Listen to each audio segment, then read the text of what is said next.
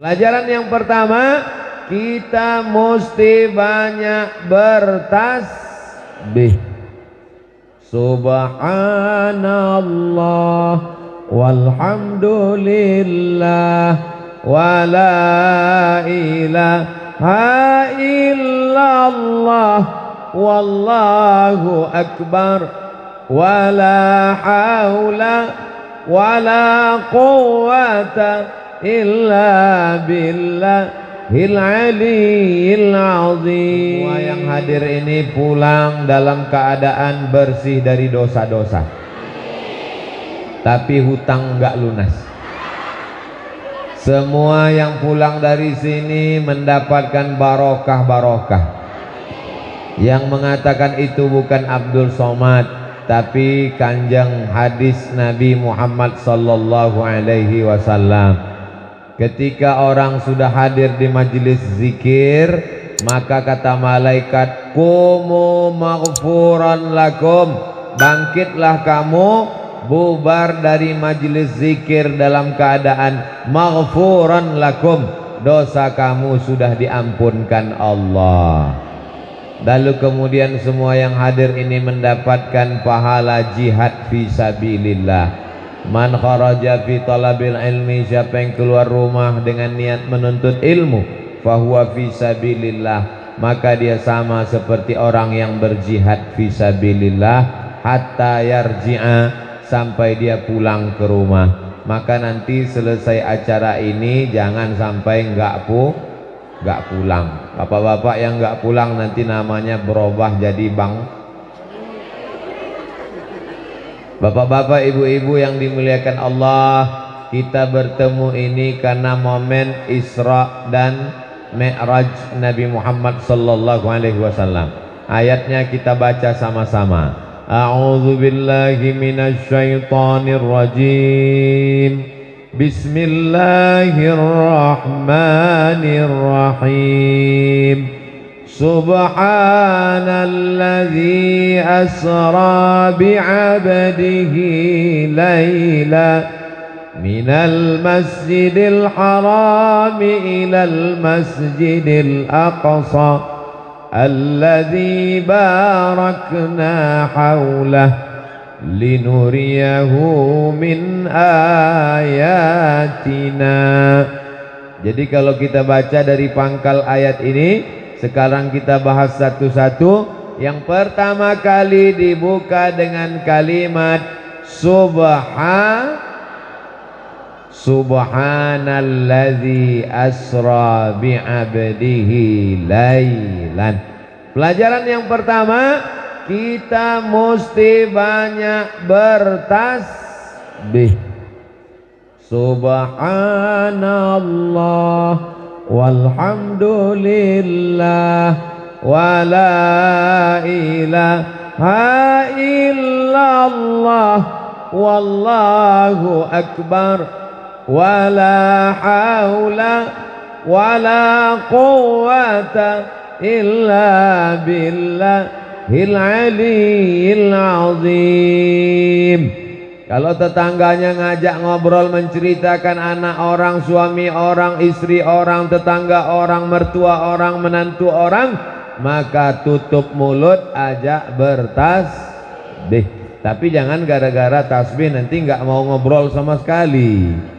Ustadz Somad lewat mau nanya, "Assalamualaikum ibu." "Waalaikumsalam." "Kumaha ibu damang? Di mana pesantren Al-Mubarakah?" "Subhanallah walhamdulillah wa la ilaha illallah wallahu akbar." Ngobrolnya tetap ngobrol.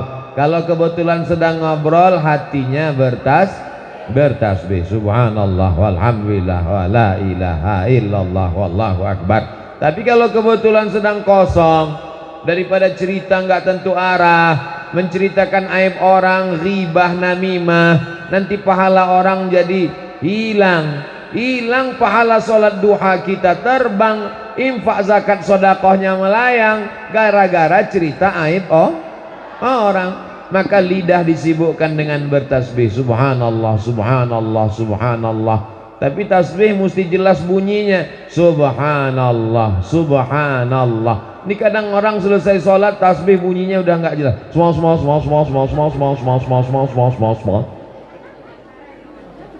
Tapi tidak juga terlalu pelan. Kalau tasbih 33 terlalu pelan, oh selesainya asar. Subhanallah, subhanallah.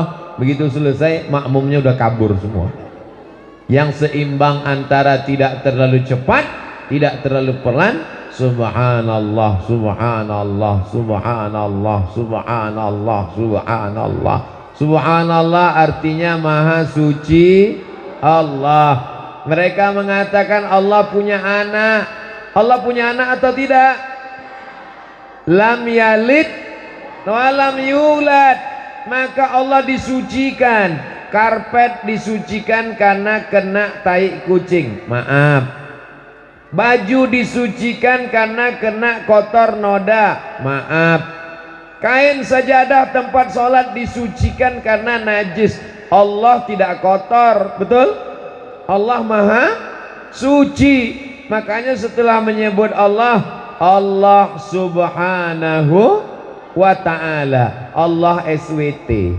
Saya pernah diundang dalam satu acara yang sama-sama kita hormati Ustadz Abdul Somad.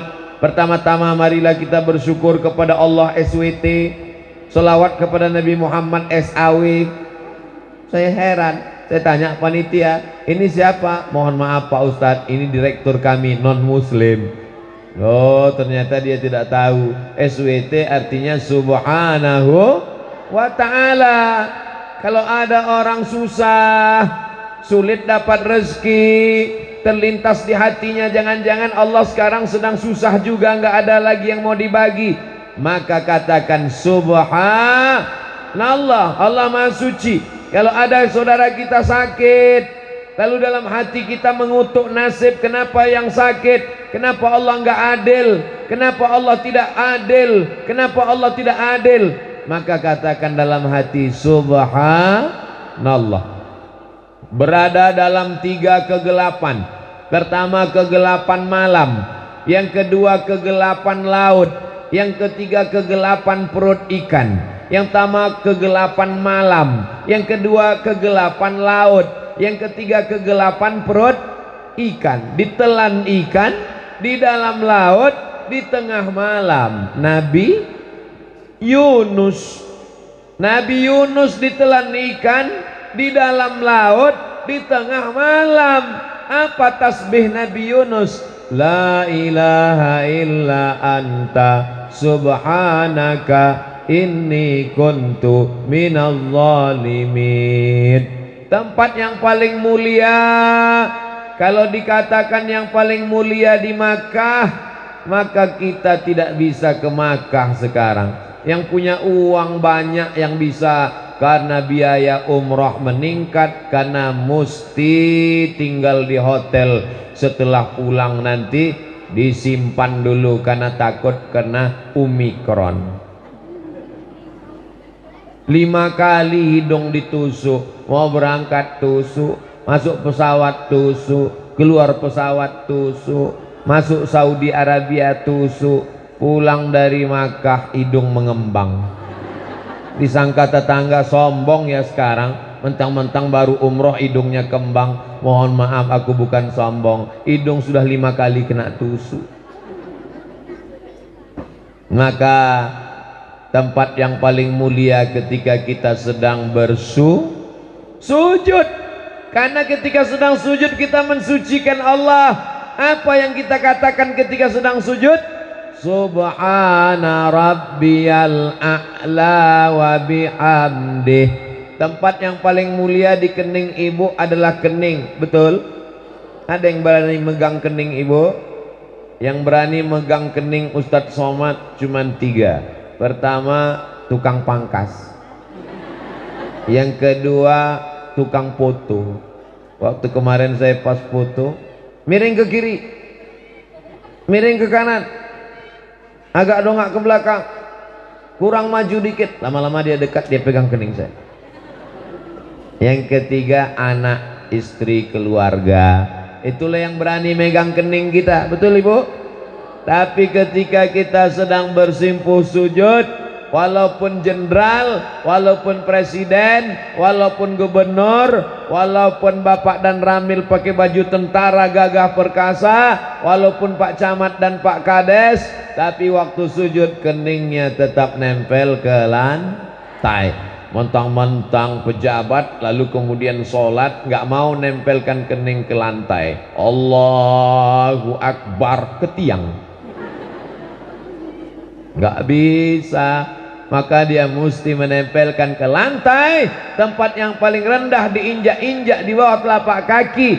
Dan dia berkata, aku rendah, aku hina, aku miskin, aku susah, aku nggak ada apa-apa. Yang tinggi dan kuasa hanya Allah. Dan keluar dari mulutnya, Subhana Rabbiyal A'la wa bihamdih. Maka pelajaran yang pertama dari Subhanalladzi asra bi'abdihi, yang pertama kita mesti banyak bertasbih sambil ngayun anak, Subhanallah walhamdulillah wala ilaha illallah wallahu akbar.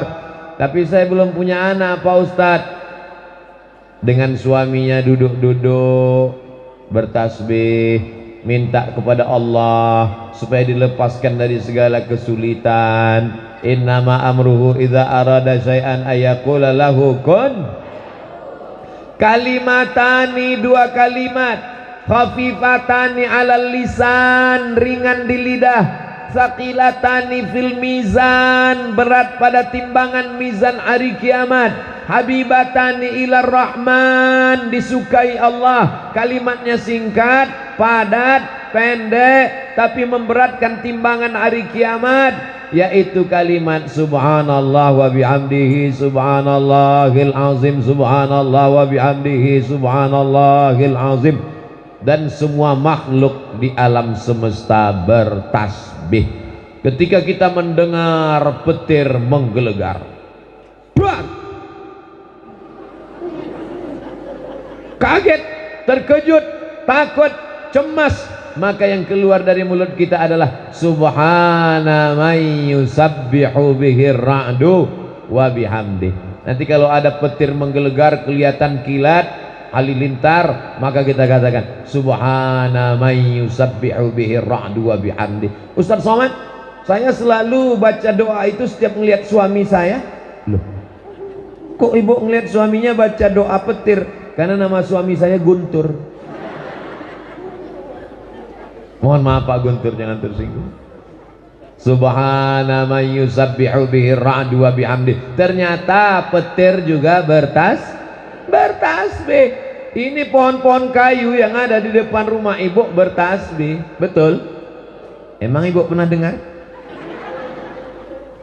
Nabi Muhammad sallallahu alaihi wasallam mengambil pelepah korma, lalu dia belah dua, dia tusukkan ke makam. Makamnya ada dua, yang satu makam dia tusuk sebelah pelepah korma, yang satu makam lagi dia tusuk sebelah pelepah korma. Sahabat nanya, ma hadza ya Rasulullah, kenapa engkau tusukkan pelepah korma ini ya Rasulullah? Karena ternyata pelepah korma bertasbih, dan tasbihnya turun ke makam. Orang yang ada di dalam makam mendapatkan rahmat dari tasbih, terselamat dari azab kubur. Kubur yang pertama diazab yamshi bin namimah, menceritakan aib orang. Cerita A tentang si B diceritakan oleh si C diadu domba oleh si B, akhirnya si A dengan si B berkelahi.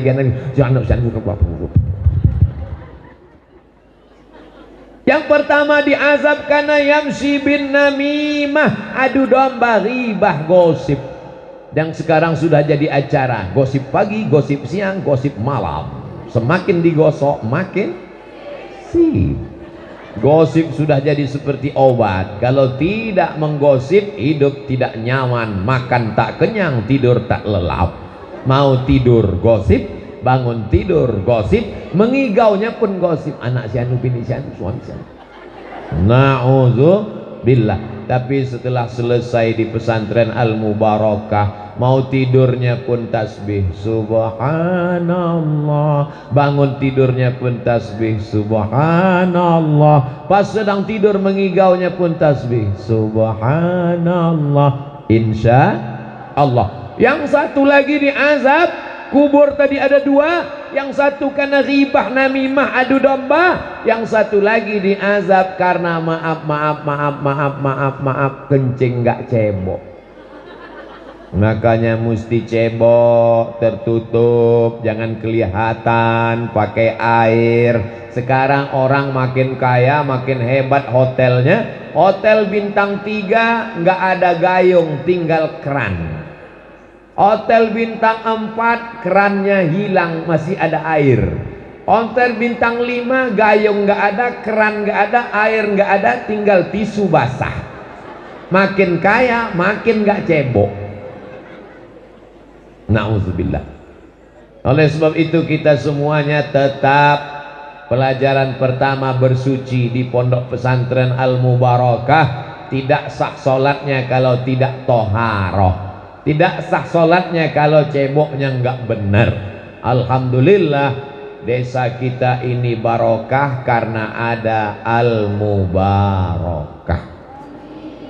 Anak-anak yang sudah ngaji di Al-Mubarakah alhamdulillah. Yang belum ngaji di Al-Mubarakah insya Allah. Yang sudah dikasih tahu nggak juga ngaji, innalillah. Insya Allah. Jadi pohon kayu bertasbih, ayam-ayam, burung-burung, ikan-ikan bertasbih. Orang kaya punya akuarium. Di dalam akuariumnya ada ikan mas koki. Ikan mas kokinya bertasbih.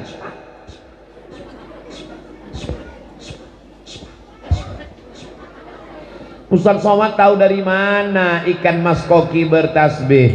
Ternyata dalam kitab Sunan Ibni Majah, dalam bab Muallimun Nas al Khair, yastaghfir lahu man fis samawati wal ard. Malaikat di langit, makhluk di bumi bertasbih memintakan ampun untuk kiai dan guru-guru yang mengajarkan anak-anak agama Islam. Apa kata ikan mas koki? Ampunkan kiai, ampunkan dosa kiai, ampunkan dosa kiai, ampunkan dosa kiai. Yang punya akuarium orang kaya, uangnya banyak, mobilnya mewah, rumahnya besar, akuariumnya gede, biayanya mahal, tapi yang dapat tasbih dan istighfarnya adalah orang yang mengajarkan agama. Malaikat di langit juga bertasbih. Mana buktinya malaikat bertasbih? Ketika Allah mau menciptakan manusia, wa qala rabbuka lil malaikati inni ja'ilum fil ardi khalifah. Aku mau menciptakan manusia di atas muka bumi. Lalu kemudian malaikat bertanya, ataj'alu fiha may yufsidu fiha wa yasfikud dima'. Untuk apa kau ciptakan manusia di atas muka bumi? Mereka hanya akan berkelahi, berperang, bersimbah darah. Lalu malaikat berkata, wa nahnu nusabbihu bihamdika wa nuqaddisu lak. Kami bertasbih mensucikanmu ya Allah. Ada nama makhluknya Baitul Ma'mur. Apa namanya? Baitul Ma'mur. Malaikat satu hari tawaf di Baitul Ma'mur 70.000 malaikat. Bacaan tawaf malaikat, subhanallah walhamdulillah wala ilaha illallah wallahu akbar, subhanallah walhamdulillah wala ilaha illallah wallahu akbar. Insya Allah panjang umur, sehat badan, kita juga nanti umroh ke Makkah dan kita bacaannya juga sama. Ibu mau berangkat haji, Ibu? Enggak Pak Ustadz, tapi sawah Ibu luas, uang Ibu banyak, kok enggak mau berangkat haji? Saya belum hafal putaran 1, putaran 2, putaran 3, putaran 4, putaran 5, putaran 6, putaran 7. Enggak usah dihafal, cukup tasbih saja. Putaran 1, subhanallah walhamdulillah wala ilaha illallah wallahu akbar. Andai ada yang berangkat haji mulutnya cuman diam aja, dia pakai selasiban, lalu keliling 7 putaran, hajinya sah apa enggak sah? Sah. Beda sama sholat. Kalau sholat mesti baca Fatihah. La sholata liman lam yaqra' bi Fatihatil kitab. Yang enggak baca Fatihah sholatnya enggak sah. Tapi kalau haji dan umrah, andai mulutnya diam aja tetap sah. Namanya haji diam. Subhanallah walhamdulillah wala ilaha illallah wallahu akbar. Bacaan yang paling mulia malaikat di atas tasbih. Bacaan makhluk yang mulia ketika tawaf di samping Ka'bah tasbih. Bacaan pohon kayu pelepah kurma di atas kubur tasbih. Bacaan petir ketika kita melihatnya tasbih. Semua makhluk bertasbih. Kalau pokok kayu bertasbih jadi mulia, kalau batu-batu planet bertasbih jadi mulia, kalau pelepah kormah bertasbih jadi mulia, kalau malaikat bertasbih jadi mulia. Ada manusia tidak mau bertasbih, maka sesungguhnya dia hanya akan menjadi santapan cacing tanah.